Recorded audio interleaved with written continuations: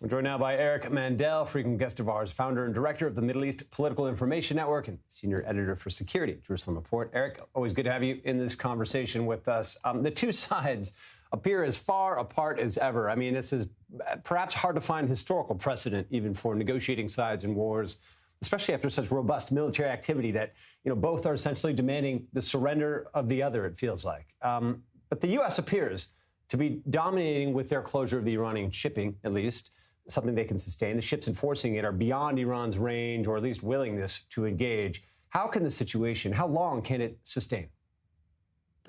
Well, first of all, thank you for having me. How long can this situation last? It really depends upon how patient President Trump can be. I think he may be leaning to more intense kinetic activity to push the Iranians to give himself some more leverage. I think the thing that he should do, one of the things he should do, and I don't think this, these things are binary, but I think one of the things that he should do is forcefully open the Straits of Hormuz. This has been opened by Americans going back to Operation Praying Mantis, also going back to the 1970s and the Iran-Iraq War. I think that would be one of the most important things. And I think America should, with its Gulf allies, begin immediately starting to create the pipelines and railways to transfer fossil fuels across Saudi Arabia to the Red Sea.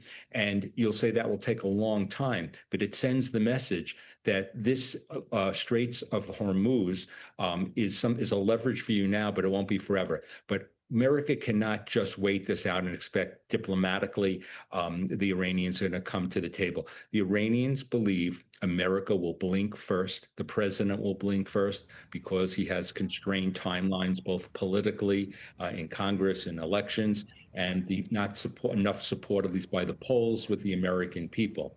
So I think the first thing to do here is open the Straits of Hormuz. And I think the president should begin the rhetoric of talking about, I need to support the Iranian people. I think I need to be talking about arming the Iranian people, change the focus of the IRGC inward, which gets right to their core, survival, and that will give leverage. And it also goes along with both our national security interests and our values.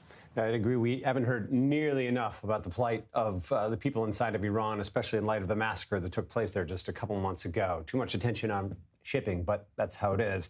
Look, life has been carrying on, really resuming, you could argue, across Israel right now.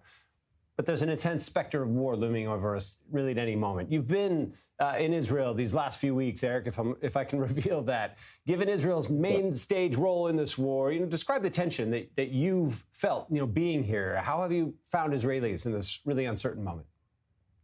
So it's my 10th time since October 2023. Let's start in the north. The people in the northern communities are worried that Israel will withdraw from the buffer zone. They worry what their future is going to be. That is a precarious situation. And we also know that Israel did not finish its job in Lebanon.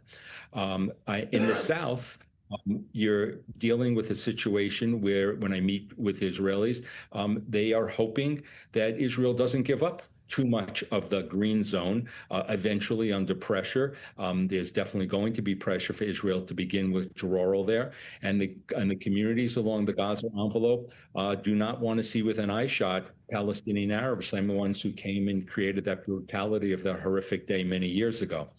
But as I go through Israel in general, and I have a piece I wrote in the Jerusalem Report, it's asked the question, and I will answer of what I've seen, my anecdotal stories. Are Americans capable of understanding Israeli resilience, grit? And I can tell you I've met with people from elite units, from Dudavan, from Magalan, to the average Israeli who has sons and daughters and parents in fighting. And overall, the Israelis are incredibly supportive. They're incredibly supportive of this war in Iran. American liberals cannot understand how Israeli liberals are supporting the a war they're projecting. They don't realize the existential threat here. But behind the scenes here is the political situation when I talk to Israelis. The hope of some people who say that they need a new government that will help U.S.-Israel relations. They need a new government that hasn't been there so long. And then others say there's nobody else but Bibi. So you're going, as you go forward here, you have war on 7, 8 fronts. You have politics that is coming up, that you're having an going into election season.